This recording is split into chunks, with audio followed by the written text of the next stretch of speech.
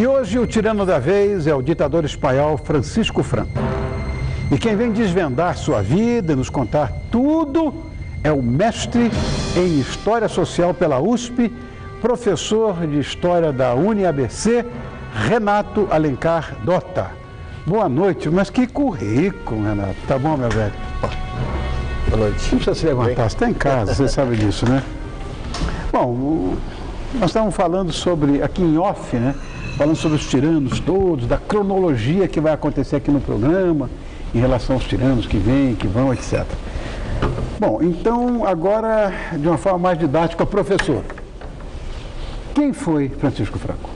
Bom, o Franco ele foi ditador da Espanha, né, durante quase 40 anos. Desde a década de 30 até 1975, quando ele finalmente falece. E, acima de tudo, o Franco foi um militar.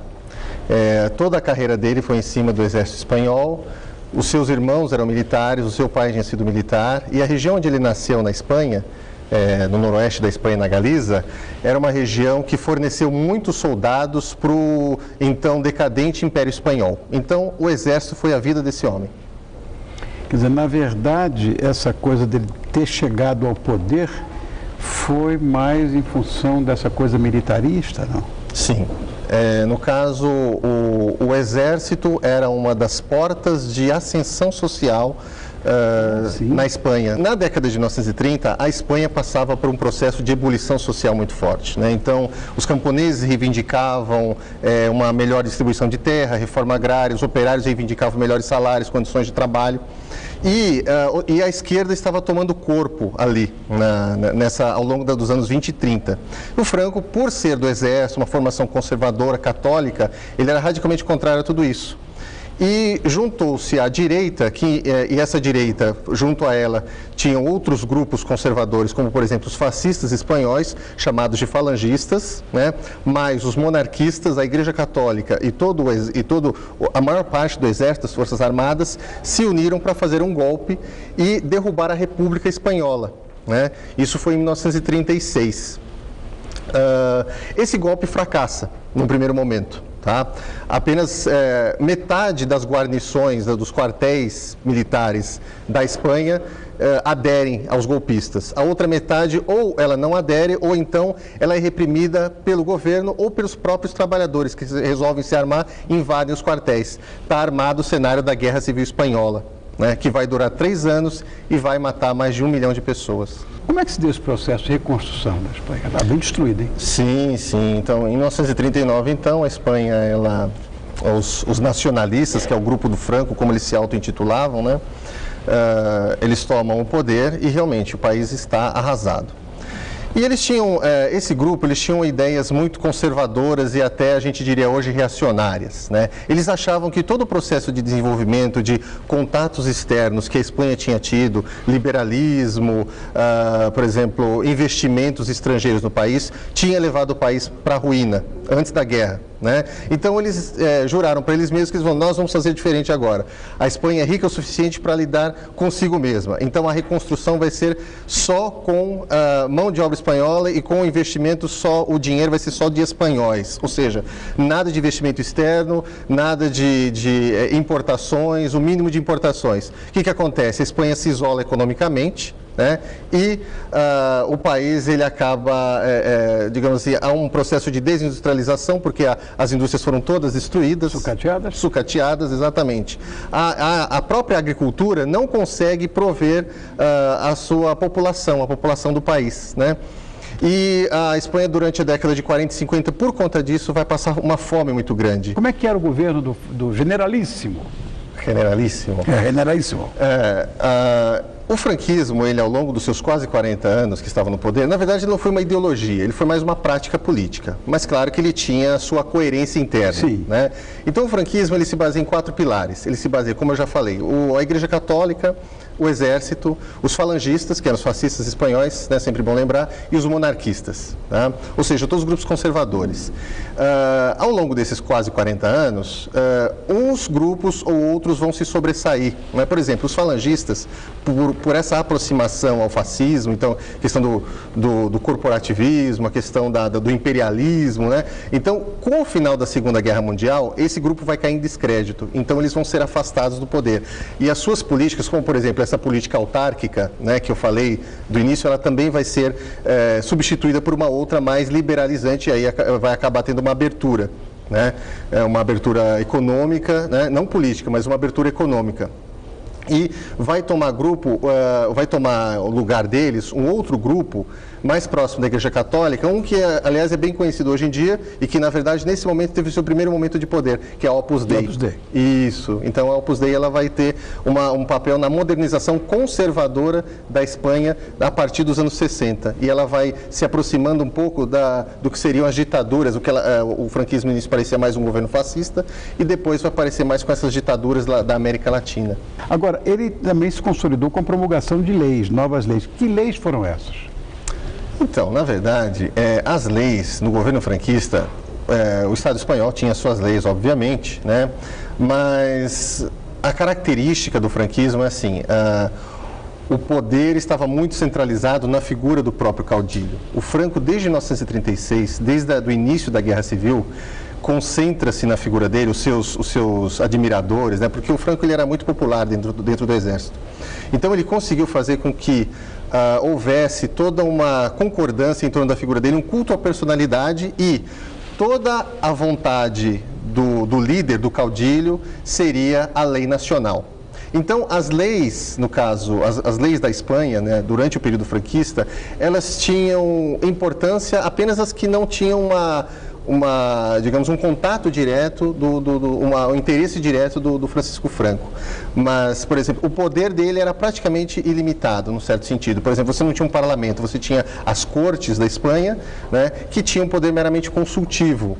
E ele, enfim, a vontade dele é que era a lei do país. Eu vou dizer uma coisa, Renato, eu não consigo entender a figura do cara lá.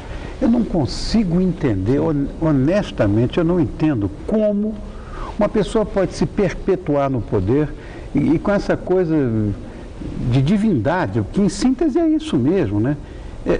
Eu não entendo como é que... Tá, era simpático, era querido pelas Forças Armadas e tal, mas, de repente, sempre tem um rolinho, alguém que quer o poder também e tal, e vem a briga, vem a dissolução daquele poder e se constitui outro. Com ele, não. É impressionante. Como o Hitler também não ia acontecer nada se o cara não morresse, né? Se não tivesse perdido a guerra. É engraçado isso, eu acho muito divertido. Como é que a pessoa pode centralizar tanto o poder assim como esses homens?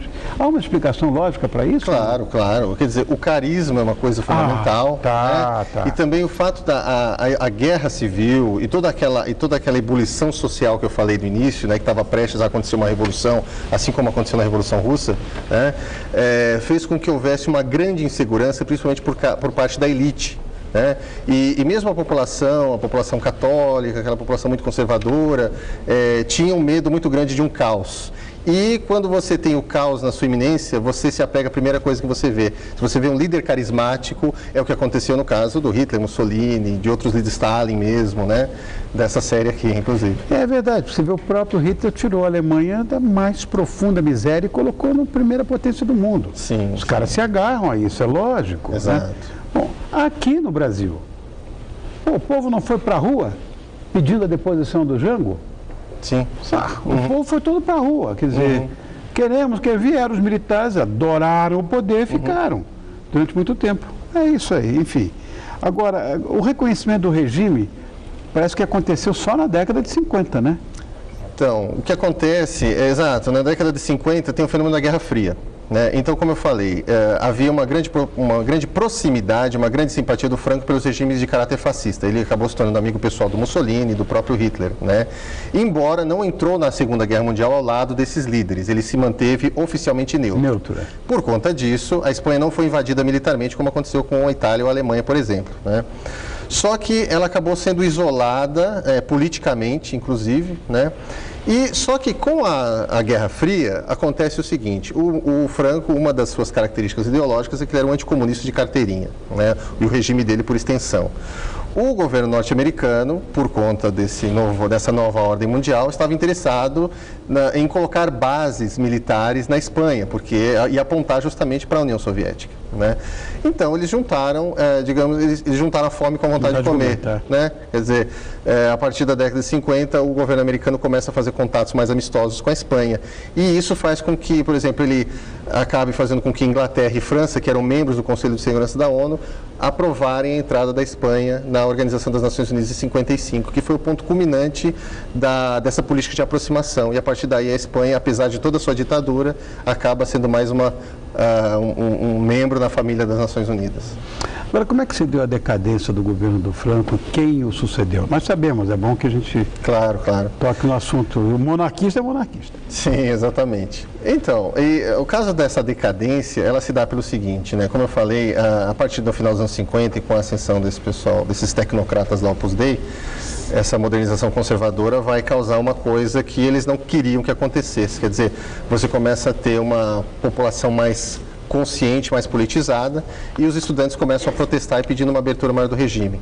Ao mesmo tempo, você tem os operários, depois de passado todo aquele problema da guerra civil e da recuperação, os operários também começam a reivindicar melhores salários e condições de trabalho.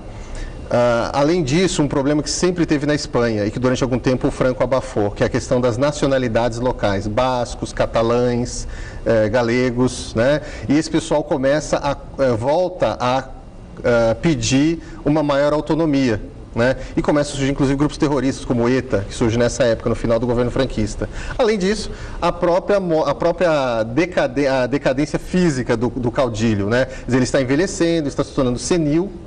E como a pessoa dele era muito importante para o regime, acaba se refletindo no próprio regime essa senilidade. Então a década de 60 ela vai ser muito tensa, e aí é que tem a lei da sucessão. E é uma coisa curiosa, aí a gente vê uma coisa curiosa do regime franquista. O Franco, ele, de certa forma, ele toma o poder, ele sobe, né, como caudilho, tem todo esse poder, com o poder de restaurar a monarquia, já que ele é apoiado pelos monarquistas. Um dos nomes oficiais da Espanha era Reino de Espanha, durante o governo franquista, que não tinha rei nenhum, né? Então, para consertar isso e para agradar os seus monarquistas, seus adeptos, ele coloca o neto do rei que foi deposto em 1931, antes quando foi proclamada a República, que é o rei Juan Carlos. E aí no caso, o Juan Carlos acaba assumindo em 1975, quando morre o Franco, e que está até hoje no poder aí, mas apenas como chefe de Estado. É, né? Chefe de Estado, chefe de governo não é. Exato. É o Sapateiro. Sapateiro. Muito obrigado por estar conosco hoje aqui, Renato. Sou Renato Alencar Dota, que é mestre, olha que coisa bonitinha, mestre em História Social pela USP. Acho aqui impecável. E professor de História da UniABC. A semana que vem, Renato, vamos fazer o seguinte, tem uma homenagem aí aos 60 anos da telenovela. Nós vamos mostrar semana que vem os grandes vilões da telenovela. Isso terá dramaturgia com isso, né? Obrigado, sim. Renato.